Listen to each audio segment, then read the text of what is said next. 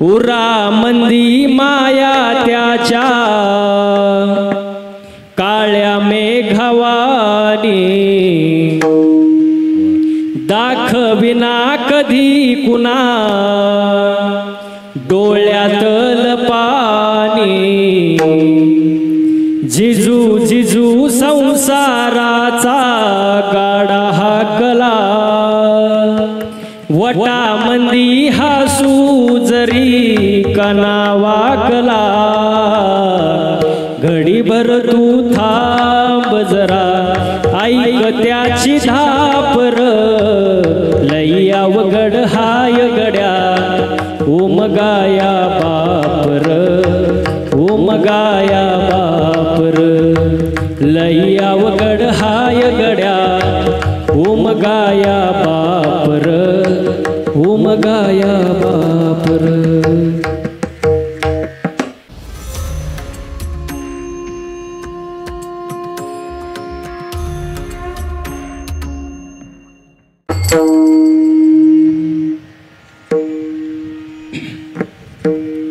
इहलोकीचा हा देह इहलोकीचा हा देह देव इच्छिता ते पाहे धन्य आम्ही जन्मा आलो दास विठोबाचे झालो आयुष्याच्या या साधने सच्चिदानंद पदवी घेणे धन्य आम्ही जन्मा आलो दास विठोबाचे झालो तुका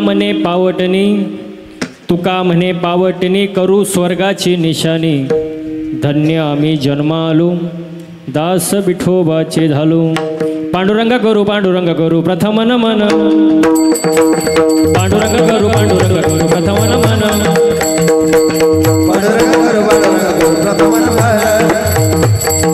पांडुरंग करू प्रथम नमन पांडुरंग करू प्रथम नमन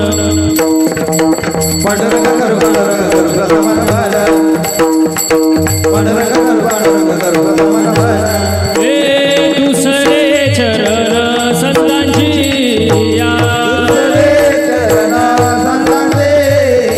दुसरे चरण संतांची या हो त्याच्या कृपादाने कधीचा विसारू त्याच्या कृपादाने कधीचा विसारू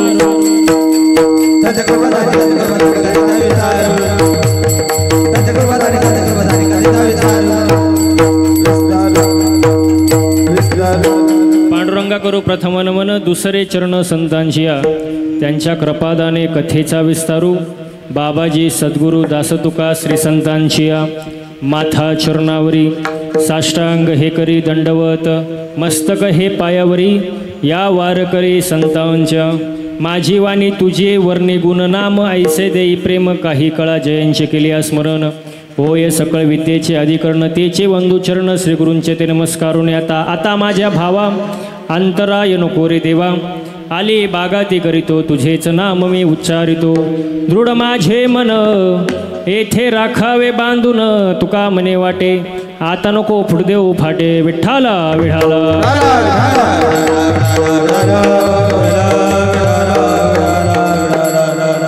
इहलोकीचा हा देह देव इच्छिता ते पाहे धन्य आम्ही जन्म आलो दास विठोबाचे झालो प्रस्तुत कीर्तन रूपी सेवेसाठी जमलेले श्रोतेजन परमात्मा परमेश्वरच्या कृपेने थोर संतांच्या आशीर्वादाने तुम्हा आपल्या सहकार्याने सेवेसाठी घेतलेला आजचा अभंग विश्ववंद्य महाराष्ट्राचे भूषण वैराग्याचे शिरोमणी ज्ञानवंत गुणवंत दयावंत कीर्तिवंत असलेले देहूचे सुप्रसिद्ध साधू जगद्गुरु संत तुकोबाराय यांचा 4 चरणाचा उत्कृष्ट असा देहाचं महत्व काय हा सांगणारा आजचा अभंग विठाल विठाल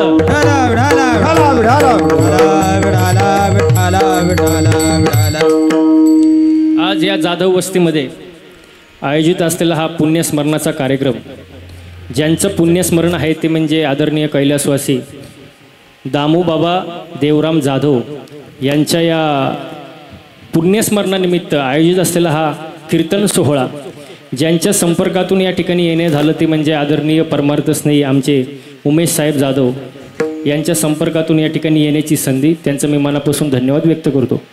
तसेच समस्त ग्रामस्थ, कार्यक्रमाचे संयोजक, आयोजक, नियोजक, टाळकरी, माळकरी, वारकरी, गायक, वादक, विणेकरी, चौकदार, साऊंड सिस्टमवाले, मातृवर्ग, पितृवर्ग, महिला मंडळ, तरुण मंडळ, मित्रमंडळ, सामाजिक, आर्थिक, राजकीय, शैक्षणिक, धार्मिक, कला, क्रीडा, कृषीतले व्यक्तिमत्व, सरपंच, उपसरपंच, तलाठी, भाऊसाहेब, पोलीस पाटील, तंटामुक्ती, अध्यक्ष, उपाध्यक्ष, सोसायटीचे चेअरमॅन, व्हाईस चेअरमॅन, आजी माझे गावकरी, पंचक्रोशी, पुढं बसलेले, मध्ये बसलेले, मागं बसलेले, घरी बसून कीर्तन ऐकणारे, दुसऱ्यांच्या चपलं झाले का सगळे?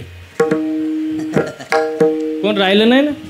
उद्या कोणी म्हणायला नको 2 तास कीर्तनात बसलो पण महाराजांनी नावच घेतलं ना, तसंचला भाग नाही ना. हो, सगळ्यांचं मनापासून धन्यवाद व्यक्त करतो. आजच्या कार्यक्रमाला ज्यांचं उत्तम असं गायनाची साथ आहे ते म्हणजे हनुमान महाराज मितकर, यांच्याशी डोळ्यात टाळे वाजवा जोरदार. सुंदर सुंदर गायन महाराज, धन्यवाद. तसं त्यांच्या समवेत असलेले गोपाळ महाराज, त्यांच्यासाठी एकदा जोरदार टाळे वाजवा महाराज. सुंदर सुंदर महाराज, सुंदर चाल म्हटली. आणि तसेच आजच्या कीर्तनाला ज्यांचं उत्तम अशी मृदुंगाची साथ आहे प्रशांत महाराज पराड, त्यांच्यासाठी एकदा जोरदार टाळ्या झाल्या पाहिजे महाराज. सुंदर नियोजन, सुंदर टाळकरी, गायक, वादक, साऊंड सिस्टीम सगळं उत्तम नियोजन आहे महाराज. आणि उत्तम वातावरणामध्ये आजची कीर्तनरूपी सेवा आहे. तुमच्या सगळ्यांच्या चरणी साष्टांग दंडवत घालतो आणि कीर्तनाला सुरुवात करतो. विठाल विठाल.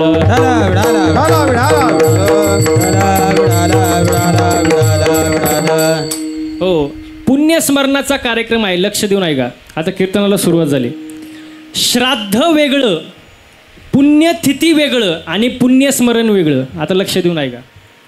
श्रद्धा ठेवून जे केलं जातं त्याला श्राद्ध म्हणतात. त्यांच्या जाण्यानं त्या तिथीला पुण्यता मिळते त्याला पुण्यतिथी म्हणतात. आणि ज्यांचं स्मरण केल्यामुळे आपल्याला पुण्य मिळतं त्याला पुण्यस्मरण म्हणतात. विठाल विठाल.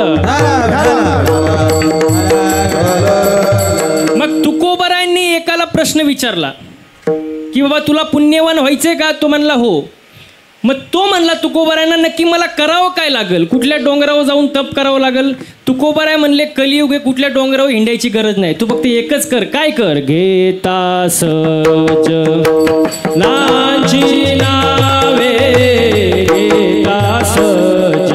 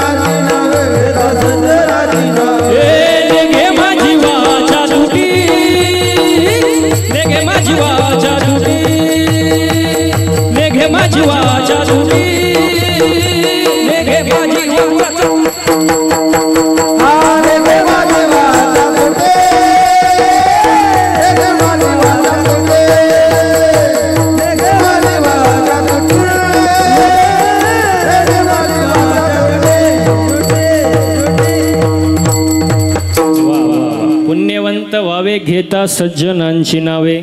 मग तुम्हाला पुण्यवान व्हायचे का? तर तुम्हाला सज्जनांची नावं घ्यावं लागणार. मग पहिला प्रश्न असा, सज्जन कोण? कोण हो सज्जन बाबा? सज्जन नक्की कोणाला म्हणतात? तुम्ही म्हणाल ज्याच्या गळ्यात मोठमोठ्या माळा आहेत, कपाळाला गंध आहे, तो कोण? तो कोण? तुम्ही काय आजारी आहे का? असं बोलत जा, बोललं तरच कीर्तन समजेल. ज्याच्या गळ्यात माळ आहे, कपाळाला गंध आहे, तो तुमच्या अर्थी कोण आहे? सज्जन आहे. पण तुम्ही गॅरंटी देऊन सांगू शकता का तो सज्जन आहे म्हणून? माळकरी बांध कोरणारे कमी आहेत का? आहेत ना.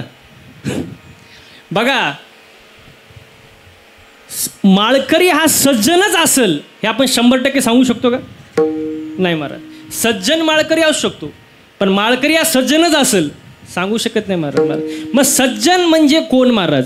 सज्जन फक्त संतांना म्हणतात महाराज. संत तोचे जाना जगी, दया क्षमा ज्याचे अंगी, ज्ञानदेवा गोडीन संगती सज्जने हारे दिसे जनिवनी आत्मतत्वी. मग सज्जनांच्या संगतीमध्ये राहिलं पाहिजे, सज्जनांची नावं घेतली पाहिजे. ज्ञानोबाराय तुकोबारायांना लोक सज्जन म्हणतात, संत सज्जन म्हणतात. हो, त्यांचं नाव घेतल्यावर आपल्याला पुण्यता प्राप्त होईल महाराज. आणि ज्ञानोबारायांच्या तुकोबारायांच्या विचारावर चालणारं हे व्यक्तिमत्व, हे कुटुंब आहे महाराज. हो, आदर्श असा दाखवला गावाला महाराज. पुण्यस्मरणानिमित्त कीर्तनाचा सोहळा, कीर्तनाचा कार्यक्रम आयोजित केला महाराज. जगी ऐसा बाप व्हावा, त्याचा वंश मुक्तीस जावा महाराज. मुळीच बाप होता ज्ञानी, म्हणून आम्ही लागलो ध्यानी महाराज. हो, बापाविषयी काय बोलणार महाराज. तुम्ही बघा, थोर पुरुष बघा, संत बघा, थोर विचारवंत बघा, सगळेजण आईबद्दल बोलतात. आईबद्दल कविता, आईबद्दल कादंबऱ्या, नाही का, आईवर पिक्चर. पण बापाबद्दल जास्त बोललं जात नाही. हो, बापाबद्दल फार कमी बोललेले महाराज. बघा, बाप शब्द लिहिणं सोपं आहे, उच्चारणं सोपं आहे, पण मुलासाठी जे झुरणं आहे, मुलाचं भविष्य घडावं अशी ज्याला नेहमीच तळमळ असते, तो बाप.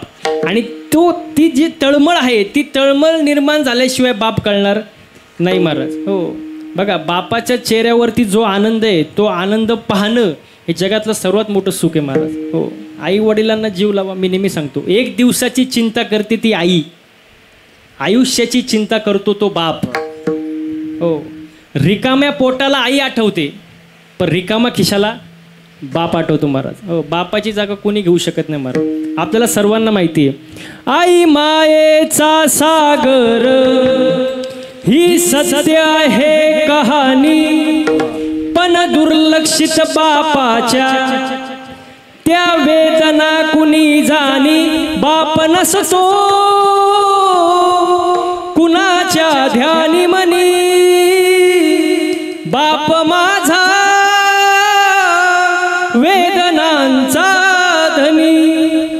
बापाविषयी जास्त बोललं जात नाही महाराज. देवकीचं यशोदेचं कौतुक अवश्य करावं, पण पुरातून नेणारा कोण होता? बाप होता ना. वसुदेवाला विसरून चालून का? हो, जिजामातेचं कौतुक अवश्य करावं, पण त्या काळी शहाजीराजाची जी ओढाताण होती ती सुद्धा आपण लक्षात घेतली पाहिजे. माणूस सहज बापाला विसरतो महाराज. आपला प्रत्येकाने बाप आठव महाराज. किती सुंदर वर्णन बघा. बाप कष्टाचा काबाडी, आपला बाप आठवा. बाप कष्टाचा काबाडी, ऊस मळ्यात तोडतो या, भाकर पोरासनी ठेवून कांड ऊसाच चाकतो या. आपला बाप प्रत्येकाने आठवा. खमीज खवाटी फाटलेलं, खमीज खवाटी फाटलेलं, सुई दोऱ्यानं शिवलेलं, माझ्या बापाच्या धोतराला सदा थिगळ जोडलेलं. आली जत्रा गावाची, आली जत्रा गावाची, बाप पाबळला जायाचा, उधार पादार कापड पोरासनी आणायचा.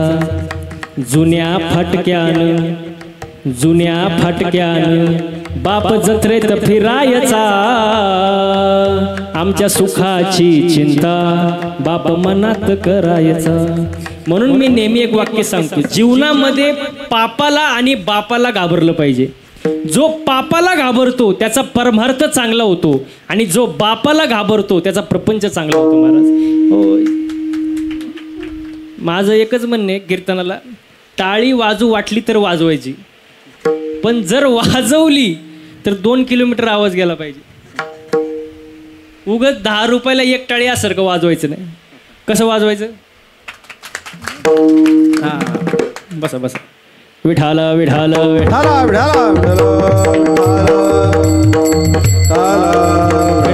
विठाल विठाल. म्हणजे बापाचे कष्ट आपल्या डोळ्यासमोर आणा महाराज. बाप समजणं फार अवघड आहे महाराज, फार अवघड आहे महाराज. बापाविषयी जिव्हाळा असावं, प्रेम असावं. बघा तुम्ही, हो, दुसऱ्याच्या बांधावर नीट लक्ष द्या. दुसऱ्याच्या बांधावर 4 पायाचा बैल गेला आणि बापानी जर एक आवाज टाकला तर बैल मागं फिरतो का नाही? दुसऱ्याच्या बांधावर 4 पायाचा बैल गेला आणि बापाने एक आवाज टाकला तर बैल मागं फिरतो का नाही? फिरतो. पण पोटच्या पोराला 5 वेळा जरी आवाज दिला तरी ते पोरग मागं वळून पाहत नाही. बघा, 4 पायाच्या बैलाला बाप आणि बापाचं प्रेम कळालं, पण या 21 वर्षाच्या बैलाला बाप आणि बापाचं प्रेम कळालं नाही. हे मोठं दुर्भाग्य आहे महाराज. अवघड आहे महाराज. जगात परिस्थिती अवघड आहे महाराज. हो बघा, विराट कोहली सगळ्यांना माहिती आहे का तुम्हाला? विराट कोणाला माहीत नाही? विराट कोहली ज्या वेळेला 1 रन घेतो ना, 1 रन, तेव्हा तो 22 फूट पळतो. किती? 22.5 फूट. किती? 22.5 फूट. तो जेव्हा 22.5 फूट पळतो तेव्हा कोट्यवधी तरुण पोर घरी टाळ्या वाजवतात का नाही? 1 रन घेतल्यावर टाळ्या वाजवतात का नाही? पण आपला 75 वर्षाचा बाप रोज शेतामध्ये या बांधावरून त्या बांधावर आयुष्यभर फेऱ्या मारतोय. त्याचं कधी टाळ्या वाजून अभिनंदन केलं का? काय केलं महाराज? बापाविषयी जिव्हाळा असावा, प्रेम असावं महाराज. हो, किती सुंदर वर्णन आहे बघा. उरा मंदी माया त्याच्या काळ्या मेघवानी, दाखविना कधी कुणा डोळ्यातल पाणी. जिजू जिजू संसाराचा गाडा हाकला, वटामंदी हसू जरी कना वाकला. घडीभर तू थांब जरा, ऐक त्याची धापर, लई अवघड हाय गड्या ओम गाया बापर. ओम गाया बापर, लई अवघड हाय गड्या ओम गाया बापर. ओम गाया बापर. म्हणून आई वडिलांना जीव लावा महाराज. हो, आई वडिलांविना जीवन म्हणजे देवाविना देव्हारा महाराज. हो बघा, जगामध्ये फक्त खरे 2च ज्योतिषी आहे, मनातलं जाणणारं आई आणि भविष्य घडवणारा बाप महाराज. हो, म्हणून मी नेहमी एक वाक्य सांगतो तरुण पोरांना, नेहमी सांगतो कीर्तनात. हो, समाजामध्ये आई वडिलांची मान खाली जाणार नाही असं मुलीनं जगावं, आणि आई वडिलांना कोणापुढं हात पसरण्याची वेळ येऊ नये असं मुलानं जगावं. एवढं जरी जपलं ना तरी आपलं आयुष्य सुधारलं महाराज. विठाल विठाल.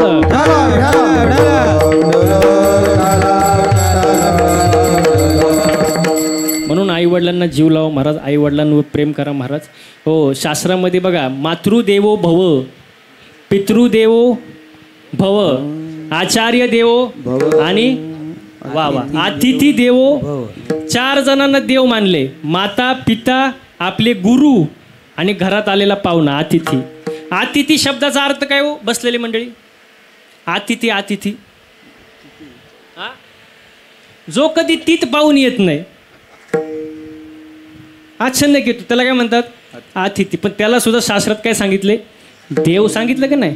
हो, मग या जन्मामध्ये येऊन आपण देवाची भक्ती केली पाहिजे. अभंगाचा सरळ अर्थ असा आहे, एकतर हा नरदेह मिळत नाही नशिबाने आपल्याला. नरदेह दुर्लभ झाला, नरदेह दुर्लभ झाला, नरदेह दुर्लभ झाला रे, नरदेह दुर्लभ झाला. वर्षाची गणना रे, वर्षाची गणना, वर्षाची गणना रे, वर्षाची गणना. मध्ये दुःख यातना रे, मध्ये दुःख यातना, मध्ये दुःख यातना रे, मध्ये दुःख यातना. तुम्ही आठवा सुधना. वासुदेव वासुदेव म्हणा रे, वासुदेव वासुदेव म्हणा, वासुदेव वासुदेव म्हणा, वासुदेव वासुदेव म्हणा, वासुदेव वासुदेव म्हणा, तुम्ही वासुदेव वासुदेव म्हणा, वासुदेव वासुदेव म्हणा रे, तुम्ही वासुदेव वासुदेव म्हणा. वा वा वा. नरदेह दुर्लभ जाना, देह दुर्लभ आहे, मिळत नाही. नशिबाने आपल्याला मिळालंय महाराज, एकतर मिळत नाही. म्हणून तुकोबराय देवाकडे धन्यता व्यक्त करतात की हा आम्हाला नरदेह मिळालाय. हो, आपण धन्य कशाला म्हणतो? लागलं बाबा विहिरीला पाणी, आता खणल्यावर काय लागतं बाबा? पाणीच लागणार ना. ती धन्यता आहे का? जे कोणालाच मिळत नाही पण आपल्याला मिळालं त्याला धन्यता म्हणतात महाराज. हो, मग नरदेह हा कोणालाच मिळत नाही पण आपल्याला मिळालाय म्हणून आपण धन्य आहोत. धन्य आम्ही जन्म आलो. हो, आपण धन्य आहे महाराज. हो, इह लोकीचा हा देह देव इच्छिता ते पाय. देवांना मिळत नाही, देवांना, पण आपल्याला मिळाल्या म्हणून आपण धन्यता व्यक्त केली पाहिजे. तुकोबाराय देवाकडे धन्यता व्यक्त करतात महाराज. कारण नरदेह हा साधा सुद्धा नाही महाराज. हा नरदेह जर भगवंताच्या नामचिंतनामध्ये नेला तर याच्यासारखा पवित्र देह या जगाच्या पाठीवर कुठंच नाही महाराज. आणि ज्याला या नरदेहाची किंमत माहीत नाही तो म्हणतो देवा कुठं चिठ्ठी हरवली. कशाला मरतो, जग ना बाबा. या नरदेहाची किंमत लई महाराज. या जन्मावर या जगण्यावर शतदा प्रेम करावे. प्रेम करा महाराज. नरदेह कोणालाही मिळत नाही महाराज. पण मिळालाय तरी या देहाची गॅरंटी नाही. उद्या काय होईल सांगता येत नाही महाराज. हो, कोण दिवस येईल कैसा नाही देहाचा भरवसा. मला सांगा बरं, आता नवीन गाडी घेतली आपण, त्या गाडीची वॉरंटी का गॅरंटी? बसलेली मंडळी, हुशार मंडळी, वॉरंटी का गॅरंटी? उमेश साहेब, वॉरंटी. हां, आता ही माईक आहे, माईकची गॅरंटी वॉरंटी? वॉरंटी ना. दोन, तुमच्या माईकला दोन्ही आहे का? हो बरोबर. वॉरंटी गॅरंटी मधला फरक सांगतो तुम्हाला. वॉरंटी म्हणजे दुरुस्ती करून देणे आणि गॅरंटी म्हणजे नवीन पीस देणे, जागेवर नवीन पीस. हां, म्हणजे काही गोष्टींची वॉरंटी. आता बल्ब घ्या, बल्बची काय गॅरंटी नाही, दिलेल्या टायमिंगच्या आधी जर बल्ब उडाला तर बल्बची गॅरंटी काय? गॅरंटी. बल्ब लगेच दुसरा जागे, वर्षाची गॅरंटी असते. वर्षाचा आत गेला तर बल्ब परत नवीन. म्हणजे बल्बची काय गॅरंटी आहे. पण bulb लावणाऱ्याची no guarantee.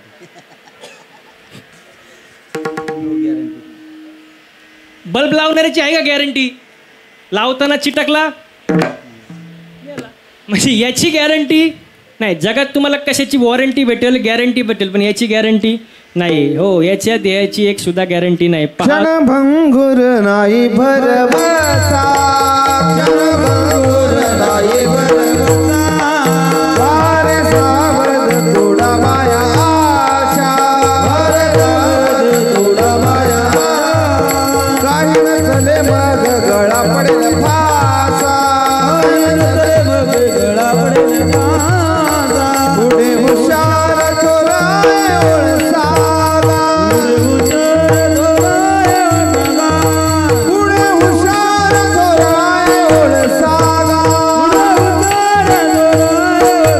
Ram Ram Swara, Ram Ram Swara, Ram Ram Swara, Ram Ram Swara.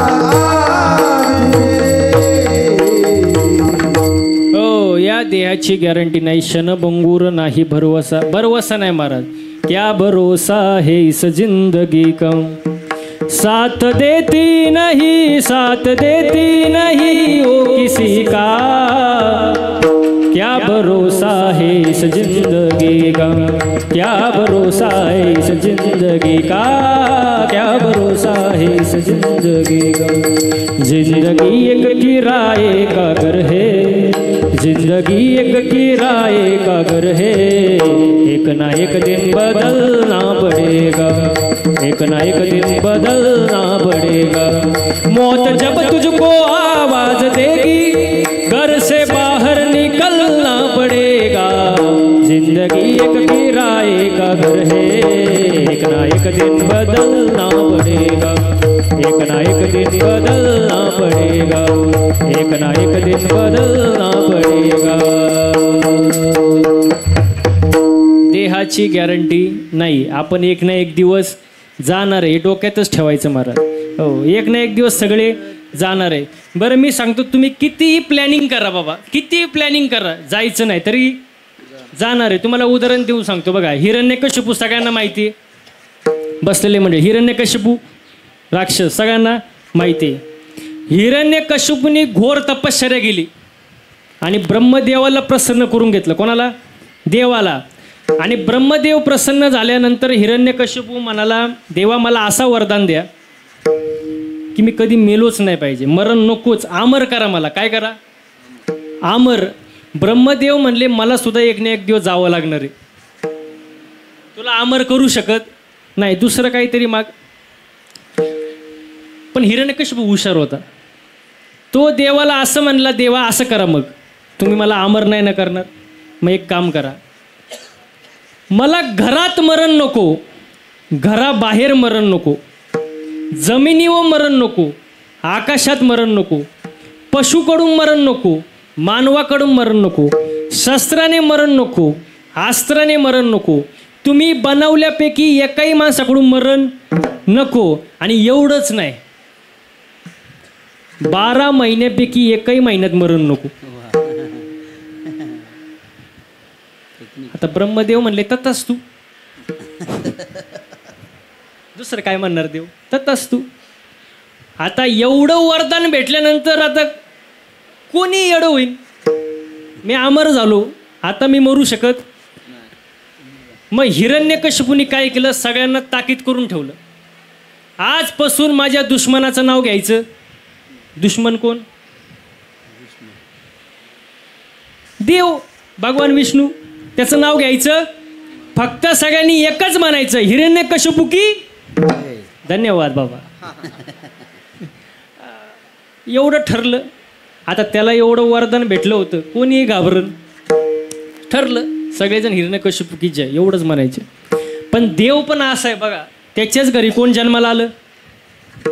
भक्त प्रल्हाद. आणि त्यांचं सतत चिंतन चालू, श्रीमद नारायण नारायण नारायण, श्रीमद नारायण नारायण नारायण. हो, सतत देवाचं चिंतन चालू. लोक म्हणले आम्हाला बंद केलं आणि तुमच्याच घरी भक्त प्रल्हाद देवाचं नामस्मरण करतोय, हे शक्य नाही, हे बंद करा. हिरण्यकशिपूनी लई वेळा समजवलं भक्त प्रल्हादाला, पण त्यांनी काय ऐकलं नाही. तुम्ही माहिती आहे, कडे लोट केलं, उकळत्या तेलात टाकलं, भरपूर शिक्षा. पण देव मागे पुढे उभा राहे, संभाळीत आली आघात निवाराय. भक्त प्रल्हादाचं देवाचं नामस्मरण बंद झालं नाही, बंदच झालं नाही. मग एक दिवशी रागात हिरण्यकशिपूने विचारलं प्रल्हादाला, तू ज्या देवाचं भजन करतो नक्की तो देव आहे तरी कुठं? या खांबात आहे का? खांब होता, खांबात आहे का? भक्त प्रल्हाद म्हणले, देव कुठं नाही, विठ्ठल जळी स्थळी भरला, रीता ठाव नाही उरला. तो मी या दृष्टीने पण विठ्ठलाची, म्हणजे देव नाही अशी जागा नाही. हिरण्यकशिपूने रागात एक लाथ मारली खांबावर. हो, खांबावरी लाथ मारिली दुर्जने, स्तंभी नारायण प्रकटला. हो, आणि त्या खांबातून देव निघाला. कशाचा अवतार? नरसिंह भगवानाचा अवतार. आता लक्ष देऊन ऐका. भगवंत बाहेर आले आणि बाहेर आल्यानंतर एका प्रहारात हिरण्यकशिपूला खाली पाडलं, त्याला उचललं, मांडीवर घेतलं आणि घराच्या चौकटीवर जाऊन बसला. हिरण्यकशिपू असा म्हणला, देवा तुम्ही मला मारू शकत, देवा तुम्ही मला मारू शकत नाही. का? कारण मला वरदानच तसे भेटलेत. देव म्हणले, बाबा तुझं वरदान काय मला एकदा सांग. हिरण्यकशिपू असा म्हणला, मला जमिनीवर मरण नको, आकाशात मरण नको. भगवंत म्हणाले, तू नाही आता जमिनीवर, नाही तू आकाशात. तू कुठे आहे? मांडीवर. पहिलं वरदान संपलं. दुसरं वरदान, तो म्हणला घरात मरण नको, घराबाहेर मरण नको. देव म्हणले, तू नाही आता घरात, नाही तू घराबाहेर, तू चौकटीवर, घराच्या दाराच्या चौकटी. पुढं बोल. मग हिरण्यकशिपू असं म्हणला, मला शस्त्राने मरण नको, अस्त्राने मरण नको. भगवंत म्हणाले, मी तुला मारायला काही AK-47 रायफल पिस्तूल घेऊन नाही आलो, मी तुला या नखांनी मारणार आहे. पुढं बोल. मग हिरण्यकशिपू असं म्हणला, मला पशुकडून मरण नको, मानवाकडून मरण नको.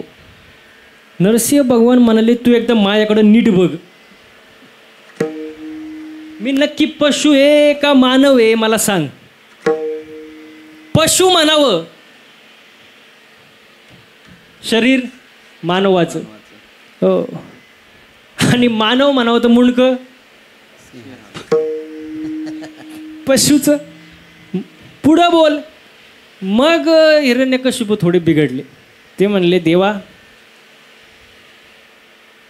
तुम्ही बनवल्यापैकी, म्हणजे देवानी बनवल्यापैकी एकही माणसाकडून मला मरण नको. म्हणजे ब्रह्मदेवानी बनवल्यापैकी, सृष्टीची निर्मिती कोणी केली? ब्रह्मदेवानी. त्यांच्यापैकी एकही मरण नको मला, त्यांच्याकडून एकही मरण नको. मग नरसिंह भगवान असं म्हणाले, ब्रह्मदेवाची जी उत्पत्ती आहे तीच माझ्यापासून झाली, नाभीतून.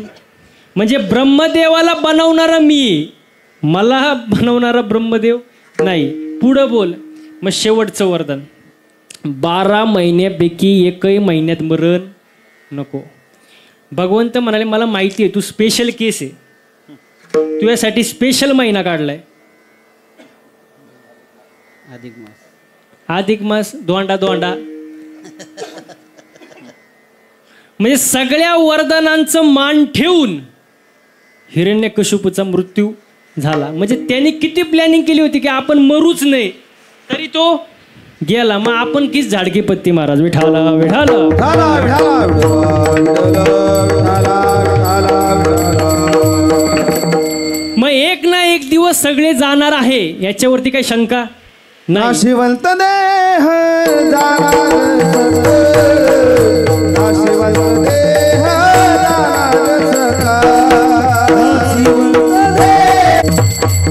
वा, नाशिवंत देह जाणार सकळ आयुष्य खातो काळ सावधान. हा देह जाणार आहे, इथपर्यंत आपण आलोय. मग बसलेल्या पैकी सर्वांना माझा एक प्रश्न आहे, नीट उत्तर द्या. माणसाने मरावं किंवा नाही? तिकडे महिला मंडळ, माणसाने मरावं किंवा नाही? एक काहीतरी द्या उत्तर. मरावं किंवा नाही? मरावं. आता मी उत्तर देऊ का? बसलेली मंडळी देऊ का? तुम्ही नाही जरी म्हणल्या तरी आणि हा जरी म्हणला तरी मरणार, नाही म्हणलं तरी प्रत्येक जण जाणारच. पण पुढचा प्रश्न असा आहे, आता नीट लक्ष द्या. आता जरा पुढचा प्रश्न असा आहे, माणसाने कधी मरावं? कधी मरावं माणसाने? ते बाबा म्हणतात वय झाले हो मरावं. आहे का? खूप सुंदर आहे, ज्ञानेश्वरीमध्ये खूप सुंदर वर्णन आहे. बघा, माणसाने कधी मरावं? माणसाचा मृत्यू हा दिवसा झालेला असावा. बघा बरं का, आता त्याला काहीतरी यादी आहे.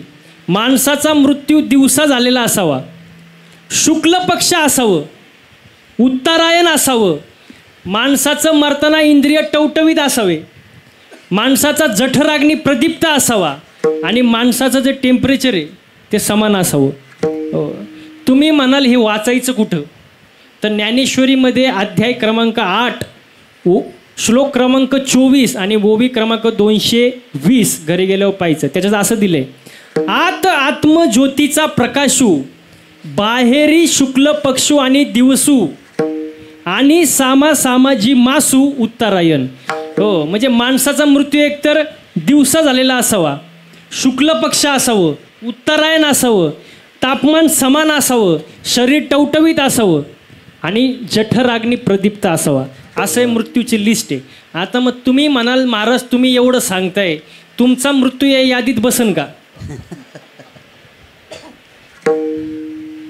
गॅरंटी नाही. मी तसाच मरल हे सांगू शकत नाही. हो, सांगू शकत नाही. प्रारब्ध आहे, त्याचे जो जन्माला आलाय त्याचा मृत्यू फिक्स आहे. कसा होणार आहे, कुठं होणार आहे, सगळं लिखित आहे महाराज. ते आपण बदलू शकत नाही महाराज, ते फिक्स आहे महाराज, फिक्स.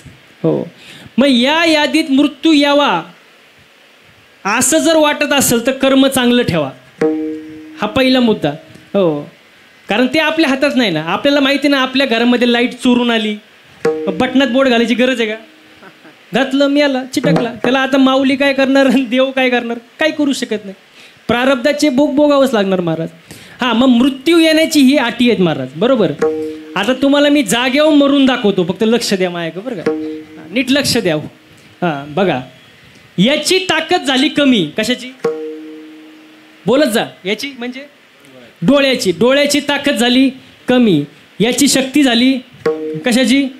कानाची. हां, पचन शक्ती जरा मंदावली आणि मंदावल्यानंतर रक्त बनवण्याची जी प्रोसेस आहे ती कमी झाली आणि त्या कारणामुळं माणसाचं जे शरीर आहे ते थकलं आणि खाटावर तो पडला. आता तो पलंगावर खाटावर पडला, याचा अर्थ त्याचा काय जवळ आला? त्याचा जवळ काय आला? मृत्यू जवळ आला. आणि मृत्यू जवळ आल्यानंतर माणसाचं फक्त दोनच गोष्टी चालू असतात. एक म्हणजे श्वास आणि दुसरं हृदय. या दोन गोष्टी माणसाच्या चालू असतात. आता मरणाऱ्या माणसाच्या तुम्ही जवळ जाऊन पहा, तो एका गोष्टीकडं जर पाहायला लागला त्याच्याकडेच पाहत राहतो. एकटक लावून त्याला तुम्ही सफरचंद आणा, संत्री आणा, ते नाही पाहणार. तो एक बघायला लगे एकाकडेच बघत राहतो. मरणाऱ्या माणसं सांगतो बरं का.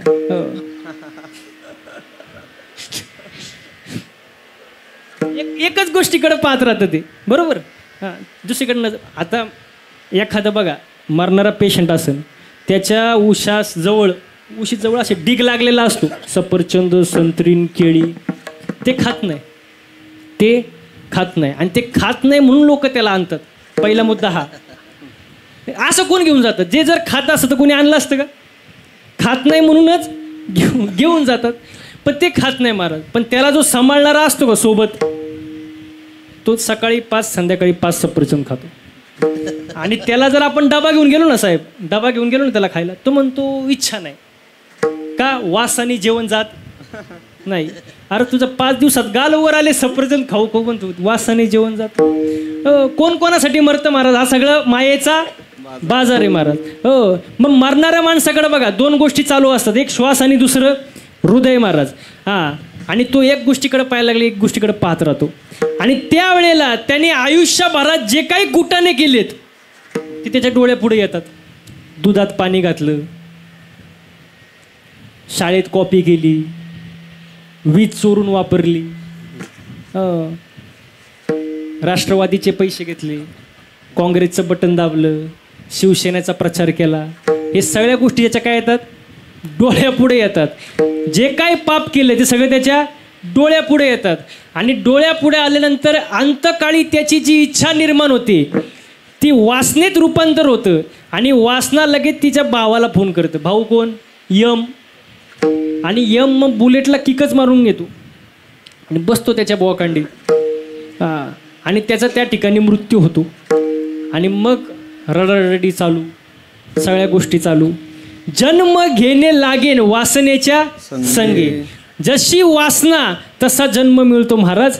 माणूस अशा प्रकारे जातो. पण मी मगाशी सांगितलं, हा देह जर भगवंताच्या नामचिंतनात नेला तर याच्यासारखा पवित्र देह जगाच्या पाठीवर कुठंच नाही महाराज. मृत्यू आहेच आहे, पण जन्माला आल्यानंतर असं काहीतरी करा की आपण गेल्यानंतर लोकांच्या डोळ्यात पाणी आलं पाहिजे महाराज.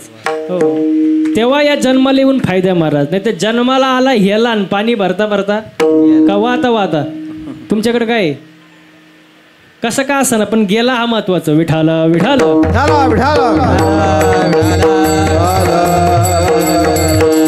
मग मनुष्य जन्म आपल्याला मिळालाय. मनुष्य जन्म मिळाल्यानंतर आपण देहाचं सार्थक केलं पाहिजे. कारण हा नरदेह देवांना मिळत नाही. स्वर्गीचे अमर इच्छिता ते देवा, मृत्यूलोकी व्हावा जन्मामा.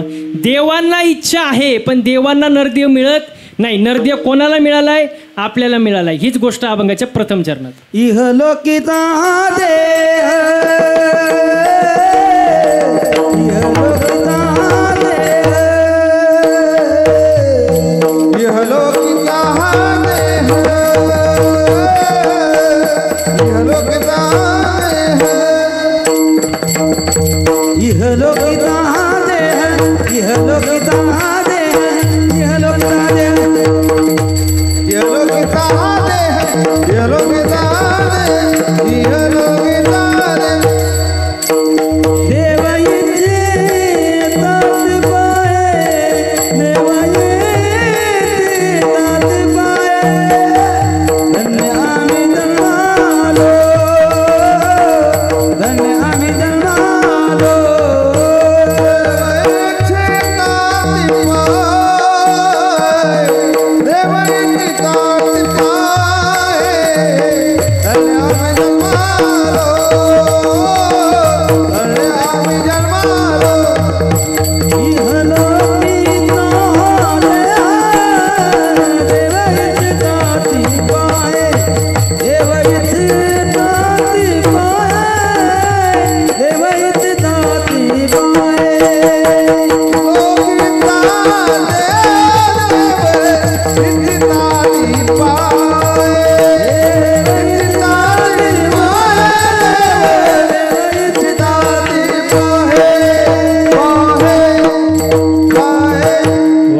लोकीचा हा देह देव इच्छिता ते पाहे, धन्य आम्ही जन्म आलो, दास विठोबाचे झालो.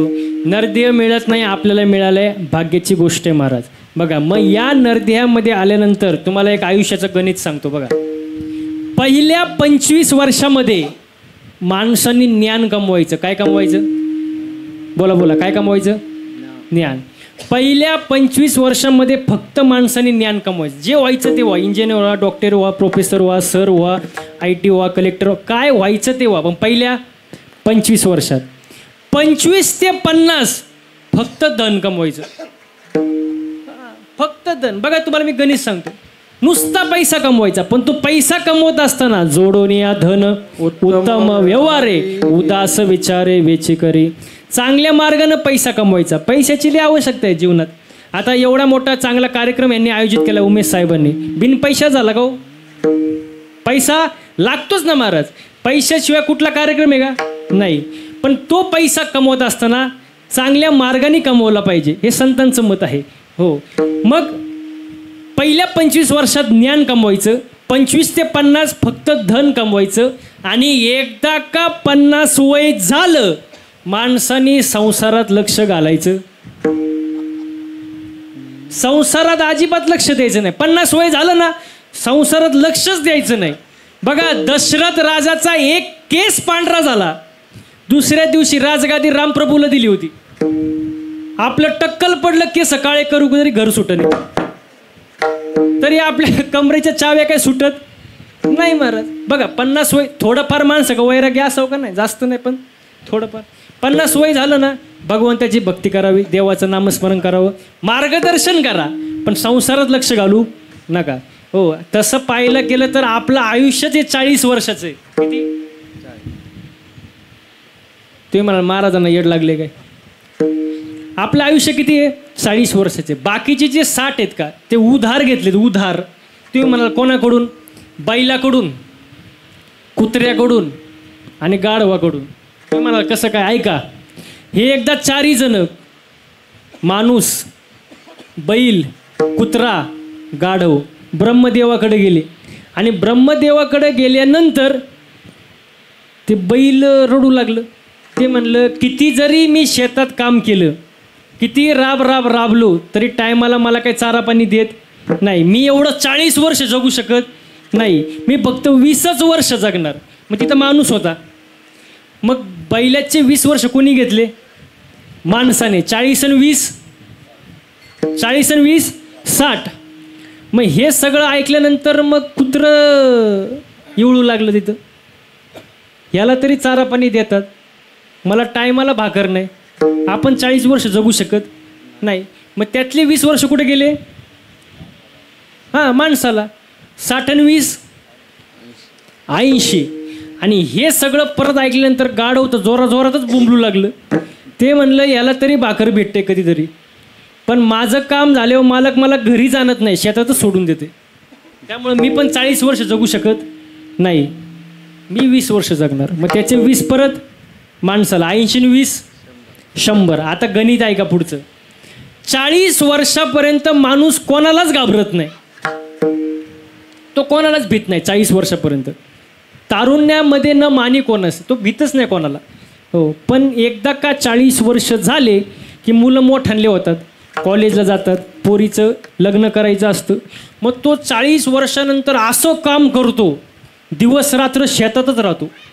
लोक म्हणतात, महाराज पार हे पागल झाले, दिवसभर शेतात कामच करत असतं, ना कोणाच्या लग्नाला, ना कोणाच्या कीर्तनाला, ना सप्त्याला, ना कुठल्या कार्यक्रमाला, बैलासारखं काम करत असतं. अहो, ते बैलासारखं काम करत नाही, ते वर्षच बैलाचे. 40 आणि 20 60. ते वर्षच कोणाचे आहेत? बैल. ते बैलासारखं काम करणारच ना. हां. आणि एकदा का 60 वर्षाचा झाला की माणसाला मग सुना येतात, नातवंडे येतात. मग ते सुनावं खवळण, नातवावं खवळण. मग सुनबाई म्हणते, आपलं म्हातारं पार पागल झाले, नुसतं कुत्र्यासारखं भू भू भू भू भुकतच राहतं. अहो, ते भुकत नाही, ते वर्षच कोणाचे? कुत्र्याचे. 60 आणि 20 80. ते कुत्र्याचेच वर्ष. माणूस कसा वागणार? त्यासारखंच वागणार ना. आणि एकदा का 80 वय झालं तर माणूस एकतर जगतच नाही, पण जर जगलं तर एकाच जागेवर असते. त्याचं सगळं एकाच जागेवर, पलंगावर पडलेलं असतो एका जागेवर. सुनबाई म्हणते, आमचं म्हातारं लई त्रास देतो, नुसतं पलंगावर गाढवासारखं लोळतच असतं. अहो लोळणार नाही मग काय होणार? ते वर्षच कोणाचे? 80 न 20 80 न 20 100. मग हे आहे माणसाचं आयुष्याचं गणित महाराज. हो, मग हा मनुष्य एवढा अवघड जन्म आहे महाराज, पण नशिबाने आपल्याला भेटलाय. मग भेटल्यानंतर या जन्मात आल्यानंतर आपण देवाला धन्यता दिली पाहिजे की कोणालाच मिळत नाही, पण मला हा जन्म मिळाला.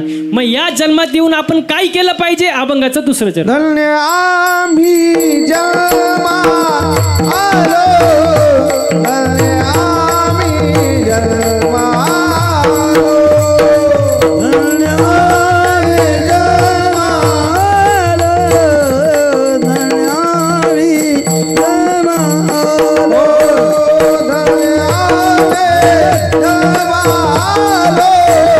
धन्य आम्ही जन्मा आलो, धन्य आम्ही जन्मा आलो, धन्य आम्ही जन्मा आलो, धन्य आम्ही जन्मा आलो. दास विठोबाचे झालो, दास विठोबाचे झालो, दास विठोबाचे झालो, दास विठोबाचे झालो.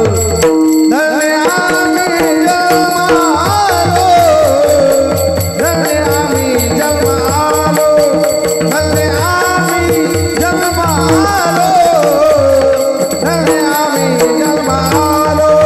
दास विठोबाचे झालो, दास विठोबाचे झालो, दास विठोबाचे झालो, दास विठोबाचे झालो. धन्य आम्ही जन्मा आलो, आम्ही जन्मा आलो, धन्य आम्ही जन्मा आलो, धन्य आम्ही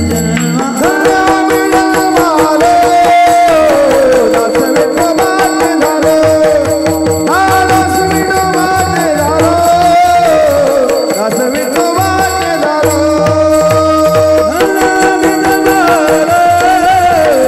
दास विठोबाचे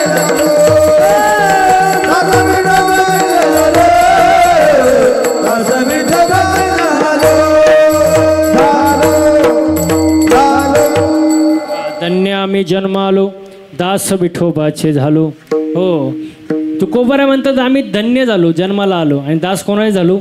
विठोबाचे झालो. मग भगवंताचं भक्ती केली पाहिजे. मनुष्य जन्म आल्यानंतर हा देह सारखा नाही, पण भक्ती करत असताना मनाच्या मार्गाने नाही, देवाला जी भक्ती आवडते ती भक्ती केली पाहिजे. ह्याची थोर भक्ती आवडते देवा, संकल्पावी माया संसाराची. आणि पुढचं काय? ठेविले अनंती आणि तैसेची आणि चित्ती काय असावं? समाधान. आणि आज माणसाला काय नाही? वा वा, जमलं. आज माणसाला समाधान नाही. यावर तुमचं मत काय? काय समाधान आहे महाराज? मी नेहमी एक वाक्य सांगतो बसलेली मंडळी. एक वेळ माणसानी मळका असावं, मळकं.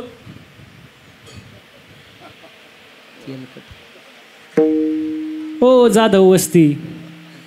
एक वेळ माणसानी मळका असावं पण जळख नसावं. हा, लय अवघड आहे महाराज. मळ साफ होतो, मळ. आता लई पावडर आहे, सर्फ एक्सेल, टाईड, निरमा, सगळं तुमचं मळ साफ होणार. वॉशिंग मशीन आहे आता. पण जो दुसऱ्यावर जळतो त्याची राख कधी होते त्याचं त्याला सुद्धा कळत नाही. माणसाने समाधानी असावं महाराज.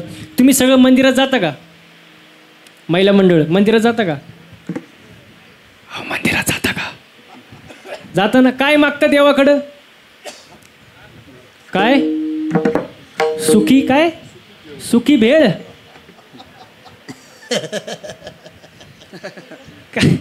काय म्हणतात? सुखी ठेव. कोणाला? देवाला?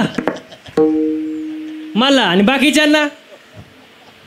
म्हणजे दुसऱ्याची दाढी जळाली तरी चालेल, पण त्याच्यावर आपली बिडी पेटली पाहिजे महाराज. तो स्वार्थ कामाचं नाही ना महाराज. बघा, आपलं मागणं वेगळं, संतांचं मागणं वेगळं.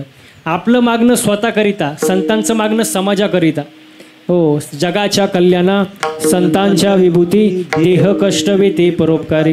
हो, आपलं मागणं स्वतःकरिता. नामदेवरायांचं मागणं बघा, अकल्पायुष्य वावे तया कुळा, माझी या सकळा हरीच्या दासा, माझ्या हरीच्या दासाच्या कुळाला उदंड आयुष्य लाभू दे मला नको. नामदेवरायांचं मागणं. एकनाथ महाराजांचं मागणं बघा. प्रेम सुख देई प्रेम सुख दे,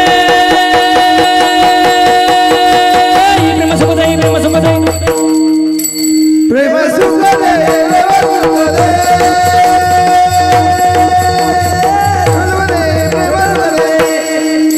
प्रेम सुख देई प्रेम सुख दे,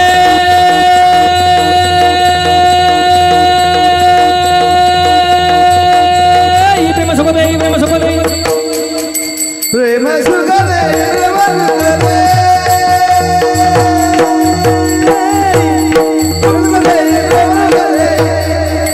प्रेम विना नाही समाधान समाधान समाधान,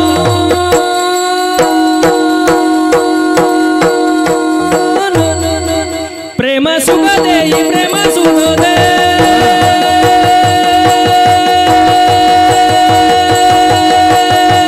प्रेम सुख देई प्रेम सुख दे,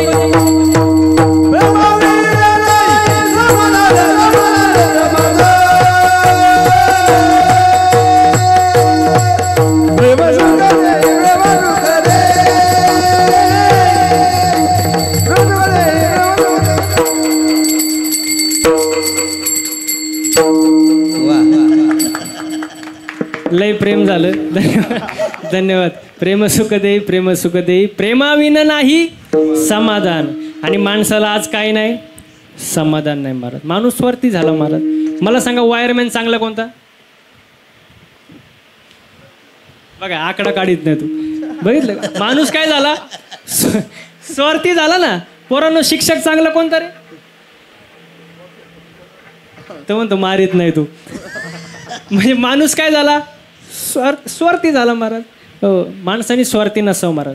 म्हणून संत जे बोलतात त्याला अभंगवाणी म्हणतात, संतवाणी म्हणतात, कारण त्यांच्याकडे स्वार्थ नसतो. आपण जे बोलतो त्याला भाषण म्हणतात. भाषण म्हणजे काय, जे बोलायचं ते खरं बोलायचं नसतं, बोलायचं करायचं नसतं, त्याचंच नाव काय असतं, भाषण असतं. आपल्या बोलण्यात स्वार्थ असतो. तुम्ही जर मला दिलं तर मी तुम्हाला देईन. आपल्या बोलण्यात काय स्वार्थ. पण संतांच्याकडे स्वार्थ नाही महाराज. हो, जगाच्या हिताचा तो नेहमी विचार करतात. येतो हिताचा कळवळा. हो, म्हणून बघा आपलं मागणं वेगळं, संतांचं मागणं वेगळं. पण या मनुष्य जन्मामध्ये आल्यानंतर देवाची भक्ती करत असताना देवाला जी भक्ती आवडते ती भक्ती आपण केली पाहिजे. इथपर्यंत आपण आलो होतो. मग भक्ती आपण करतो मनाच्या मार्गानं. कढीपत्ता माहिती का तुम्हाला? कढीपत्ता, महिला मंडळ, कढीपत्ता तुम्हाला हळू बोलल्यावर कळतं का? झाडावर असा हिरवागार काय कढीपत्ता तोडला, कढीपत्ता तोडला, जुडीत बांधला आणि बाजारात विकायला आणला. काय, मला आवाज येऊ द्या. काय, कढीपत्ता. कढीपत्त्याला वाटलं बरं आहे बाबा, झाडाला लटकण्यापेक्षा बाजारात आलोय. पण त्याला माहीत नव्हतं पुढं आपल्यासोबत काय होणार आहे. हां, एका बाईने 2 रुपयाला विकत घेतला. काय, आवाज येऊ द्या. काय, कढीपत्ता. रिक्षात घरी आलं कोण, कढीपत्ता. कढीपत्त्याला वाटलं बरं आहे, झाडाला लटकण्यापेक्षा रिक्षात घरी आलो. पण त्याला माहीत नव्हतं पुढं आपल्यासोबत काय होणार आहे. जसा घरी आला, बाईने त्याचे 2-4 भाऊबंद त्याला गाठवले. लसूण, तुम्हाला अनुभव आहे बाबा. हां, तो म्हणला बरं आहे, झाडाला लटकण्यापेक्षा भाऊबंदात बसलोय. हां, पण त्याला माहीत नव्हतं पुढं आपल्यासोबत काय होणार आहे. जसा बाईने गॅस पेटवला, कढई घेतली, तेल टाकलं आणि या साहेबांना खाली घेतलं. कोणाला?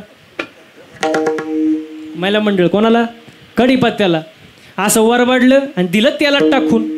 असं बोंबललं कोण, कढीपत्ता. असं कढईच्या बाहेर पळायला लागलं कोण, कढीपत्ता. वरून मिरची, ते आउटच झालं. उकळवलं, शिजवलं, जेवण तयार झालं. जेवणारे बसले, ताटं वाढली, जेवण वाढलं. जेवणाऱ्याच्या ताटात पहिला काय आला, कढीपत्ता. जेवणाऱ्यांनी पहिलं उचललं. काय, मग आपली भक्ती म्हणजे बोला, कढीपत्ता. ना प्रॉफिट ना लॉस. त्या भक्तीचा फायदा नाही. त्याला आंधळी भक्ती म्हणतात. तुका म्हणे कैसे आंधळे हे जन आणि गेले विसरूनी खऱ्या देवा महाराज. हो संतांच्या संगतीत राहा महाराज. हो देवाची भक्ती काय समजून घ्या, मनाच्या नाही मनोमार्गी गेला तो तेथेची हारीपाठी स्थिराविला तोची जण. सर्वांनी एकदा हाताने टाळ्या वाजवायच्या आणि मुखानं गोड भजन करायचं. विठोबा रखुमा. कीर्तन सप्ताह प्रवचन कथा हे मंदिर आहे. मंदिरावरती कळस आहे. कोणामुळं? मंदिरावरचे कळस कोणामुळं टिकले? कोणामुळं? छत्रपती शिवाजी महाराजांमुळं. शिवाजी महाराजांचं जर अवतार कार्य झालं नसतं, हे मंदिर कीर्तन प्रवचन झाले असते? आजचा महाराज आला असता? नसता आला महाराज. कीर्तनच नाही तर महाराज कुठं? हो शिवाजी महाराजांचं अवतार कार्य झालं म्हणून आपलं धर्म टिकून राहिला महाराज. त्यांचे मातोश्री कोण? जिजाबाई. हो जिजामाता. हो त्यांचं जर शिवाजी महाराजांवर चांगले संस्कार झाले नसते, शिवाजी महाराज घडले असते का? नाही महाराज. त्यांच्याबद्दल फार सुंदर वर्णन आहे बघा. माझ्या जिजाऊची पुण्याई कशी आली ओ फळाला, माझ्या जिजाऊची पुण्याई कशी आली ओ फळाला, तो बापाचा बाप वाघ शिवबा जन्मला, तो बापाचा बाप वाघ शिवबा जन्मला,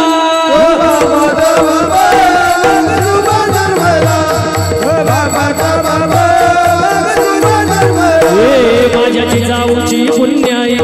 हा टाळ्या टाळ्या एक साथ टाळ्या. माझ्या जिजाऊची माझ्या जिजाऊची माझ्या जिजाऊची पुण्याई कशी आली ओ फळाला, माझ्या जिजाऊची पुण्याई कशी आली ओ फळाला, तो बापाचा बाप वाघ शिवबा जन्मला, तो बापाचा बाप वाघ शिवबा जन्मला,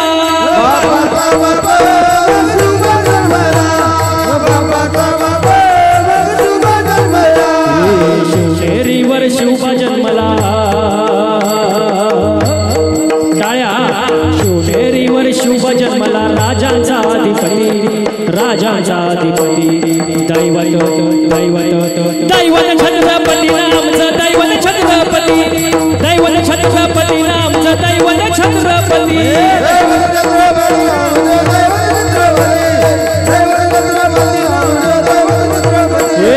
अंधार झाला अंधार झाला अंधार झाला अंधार झाला दिवा पाहिजे, अंधार झाला दिवा पाहिजे,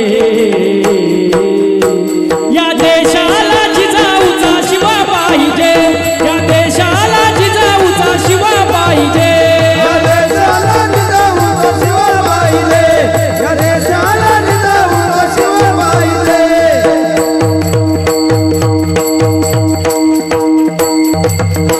छत्रपती शिवाजी महाराज की, छत्रपती शिवाजी महाराज की जय भवानी, जय भवानी, अरे जय भवानी.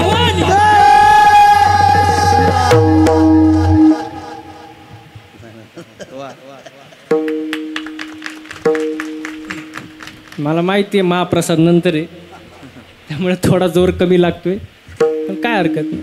छत्रपती शिवाजी महाराजांचं अवतार कार्य झालं म्हणून धर्म टिकला. धर्माचे पालन करणे पाखंड खंडन हेचे आम्हा करणे काम, बीज वाढवावे नाम.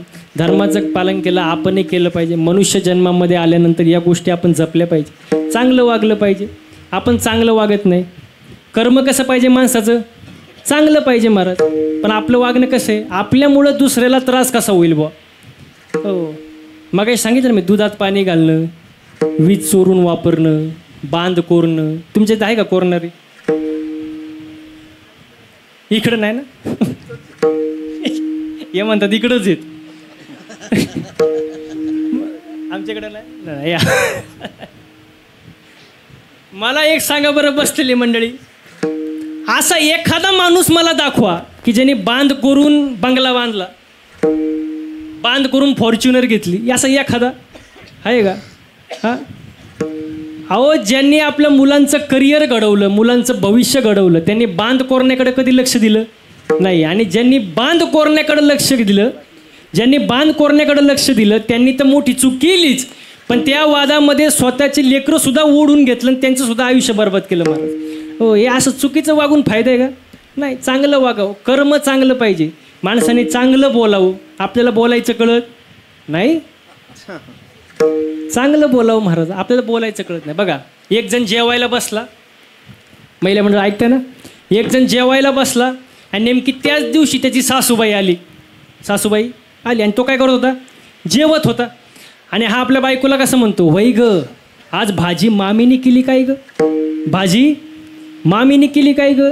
बायको किचनमधून बाहेर पळत आली, म्हणली बया तुम्हाला कसं काय कळलं, भाजी माझ्या आईनीच केली पण तुम्हाला कसं काय कळलं. तू म्हणतो किती सोपं आहे, रोज भाजीमध्ये काळा केस निघायचा, आज पांढरा केस निघाला. मग असं चुकीचं बोलून काय फायदा आहे का महाराज? माणसांनी कसं बोलावं? चांगलं बोलावं. मागं मी कर्नाटकला कार्यक्रमाला गेलो बेळगावमध्ये, आणि कीर्तन झालं, खुर्चीवर बसलो. एक जण माझ्या जवळ आला, खिशातली 500ची नोट काढली आणि पायावर ठेवली. मी म्हणलं बाबा एकासाठी. तो म्हणतो बाबा ही नोट कुठंच चालत नव्हती. आता कुठंच चालत नाही ती इथं चालन काय? मग असे लोक असतात, बोलायचं कळत नाही, वागायचं कळत नाही. परमार्थामध्ये माणसाचं चालणं, बोलणं, राहणं, उठणं, बसणं, वागण्यात बदल झाला पाहिजे. मी नेहमी सांगतो, 2 अवंग कमी पाठ असले तरी चालतील, एखादी चाल नाही म्हणता आली तरी चालेल, एखादा बोल कमी वाजवता आला तरी चालेल, पण परमार्थामध्ये आचरण सर्वात श्रेष्ठ गोष्ट आहे महाराज. माणसाचं वागणं खूप महत्त्वाचं आहे महाराज. हो, आणि बोलणं पण. एकच वाक्य बोलली होती द्रौपदी, एकच. आंधळ्याची पोरं आंधळी, महाभारत घडलं ना. एकच वाक्य सीतामाई बोलल्या, ज्या अर्थी तुम्ही माझ्या रामाला शोधायला जात नाही त्या अर्थी लक्ष्मण भाऊजी तुमच्या मनामध्ये काहीतरी पाप आहे. रामायण घडलं ना. बोलायचं कसं कळलं पाहिजे, माणसाने चांगलं बोलावं. साच आणि मवाळ मितले जैसे रसाळ, शब्द जैसे कल्लोळ अमृताचे. चांगलं बोलावं, चांगलं वागावं. हो, माणसाचं वागणं चांगलं नाही महाराज. हो, बघा देवाने एकच असं प्राणी आहे माणूस, त्याला उभा निर्माण केलाय. उभा, बाकी सगळे आडवी, माणूस उभा. बैल अवताला आडवा. मला सांगा, बैल दिसायला आडवा, अवताला बोलत जा. बैल दिसायला आडवा, अवताला सरळ, माणूस दिसायला वागायला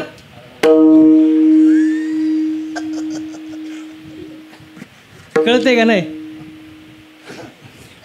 लय आडवं चालतं माणूस महाराज.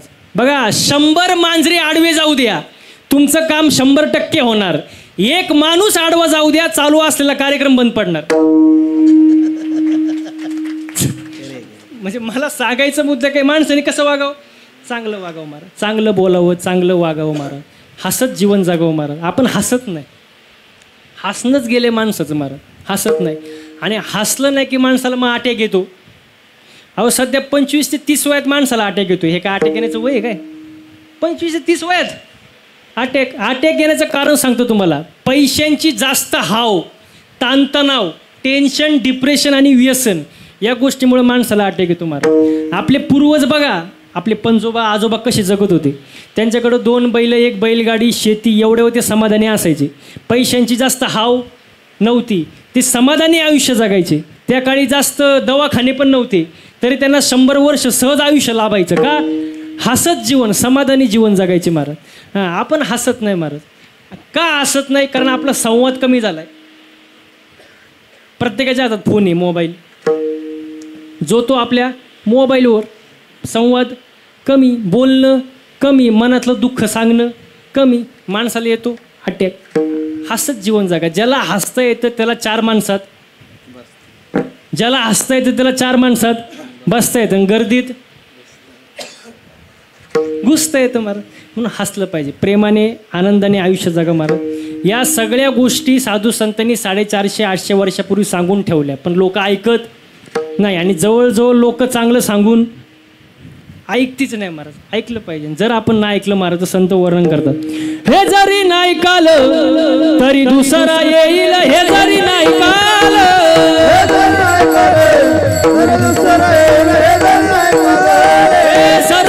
शेवटी बा काळ बांधून देईन सरते शेवटी बा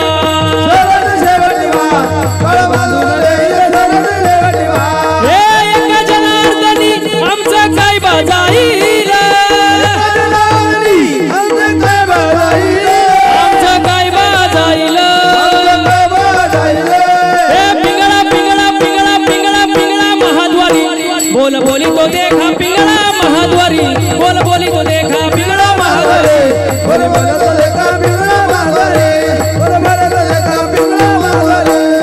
दादाचं दातवन घ्या ग कुणी टाळ्या टाळ्या दादाचं दातवन घ्या ग कुणी कुंकू कुंकू कुंकू घ्या कोणी काळ मनी कुंकू घ्या कोणी काळ मनी कुंकू घ्या कोणी काळ मनी कुंकू घ्या कोणी काळ मनी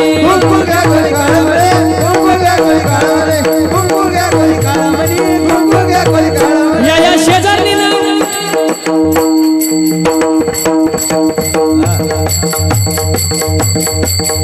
या शेजारी बरं नाही केलं बया मला पंढरीला नेलं ग बया मला पंढरीला नेलं ग बया पंढरीला नेलं ग बया मला पंढरीला नेलं ग बया या शेजारी बरं नाही केलं बया मला पंढरीला नेलं ग बया मला पंढरीला नेलं ग बया पंढरीला नेलं ग बया मला पंढरीला नेलं ग बया जरी झाला शिवाजी राजा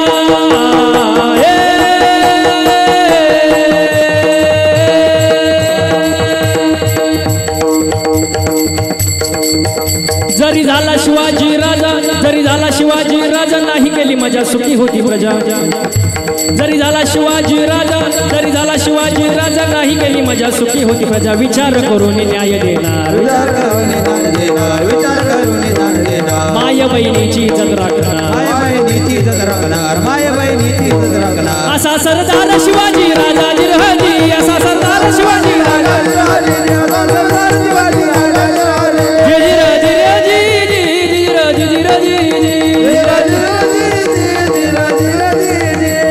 पिंगळा महाद्वारी बोल बोली तो देखा पिंगळा महाद्वारी पिंगळा महाद्वारी बोल बोल बोल पिंगळा महाद्वारी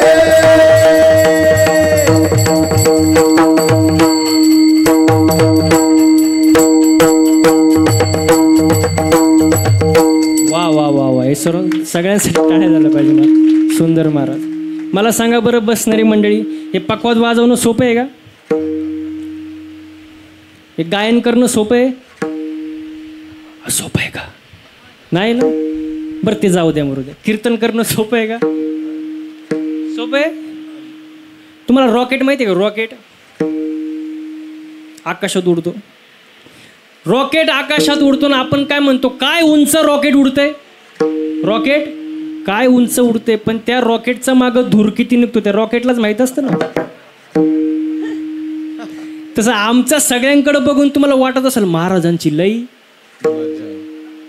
मजा आहे महाराजांसारखी मजा कोणाचीच नाही पण आमचा मागं धूर किती निघतो आम्हाला माहित आहे तुम्हाला माहित अवघड आहे महाराज सोपं नाही महाराज आहे सोपं आहे का हो तुम्हाला खोटं नाही सांगत मागच्या 6 महिन्यामध्ये आता वारीच्या आधी 6 महिन्यामध्ये गाडीचं रनिंग झालं 40,000 किलोमीटर किती किती दिवसही गाडीत आणि रात्रही गाडीत घरी जायल्याची गॅरंटी नाही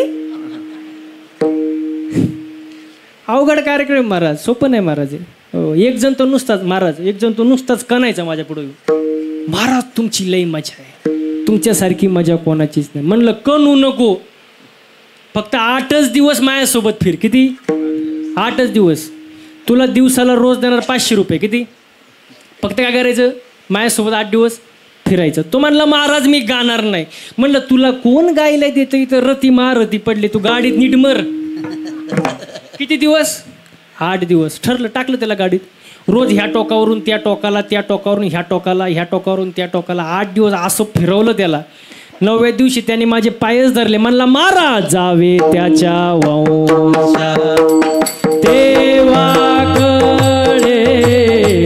जावे त्याच्या पाण्यात आला मासा झोप घेतो कैसा, जावे त्याच्या वंशा तेव्हाकडे. सोपं नाही महाराज. हो, मागच्या जन्मीचं पुण्य आहे, त्यामुळे या गोष्टी घडत असतात महाराज. हो, सुंदर असं नियोजन, प्रयोजन, संयोजन, आयोजन महाराज. उमेश साहेबांना पुन्हा एकदा धन्यवाद. सुंदर असं एका दिवसात नियोजन आहे बरं काही. तुम्हाला वाटत असं नियोजन 8 आणि 10 आणि 15 दिवस. परवा फोन केला मला रात्री तारीख बुक झाली आणि कालच्या दिवसात सगळे नियोजन केले महाराज. सुंदर नियोजन, त्यांच्यासाठी एकदा जोरदार टाळ्या वाजव महाराज. हो, सुंदर नियोजन आहे महाराज. हो, परत आपल्यासोबत असताना हनुमान महाराज असतील, गोपाळ महाराज असतील, परत पराड महाराज असतील. सुंदर नियोजन, गायन, वादन महाराज, टाळकरी मंडळी. आणि सर्वात कौतुक करायची गोष्ट म्हणजे साऊंड सिस्टीमवाल्यांचं महाराज, यांच्यासाठी जोरदार टाळ्या वाजव एकदा.